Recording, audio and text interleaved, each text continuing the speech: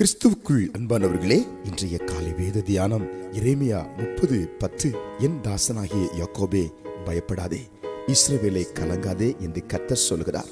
இதோ, நான் உன்னை தூரத்திலும் உன் சந்ததியை தங்கள் சிறையிருப்பின் தேசத்திலும் இராதபடிக்கு ரட்சிப்பேன். யாக்கோபு திரும்பி வந்து அமர்ந்து சுகித்திருப்பான், அவனை தத்தளிக்க பண்ணுவாரில்லை.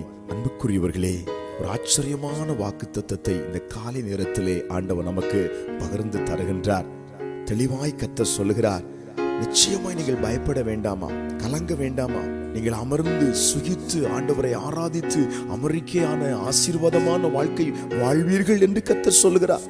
தத்தளிப்பு உங்களை விட்டு மாறிவிடும். பல்வேறு சூழ்நிலைகளை குறித்து தத்தளித்துக் கொண்டிருக்கிறோமே, கலங்கி கொண்டிருக்கிறோமே, பயந்து கொண்டிருக்கிறோமே. கர்த்தர் இந்த காலை நேரத்திலே பயத்தின் ஆவியை எடுத்து போடுகிறார், தத்தளிப்பு ஆவியை எடுத்து போடுகிறார், கலக்கத்தின் ஆவியை எடுத்து போடுகிறார்.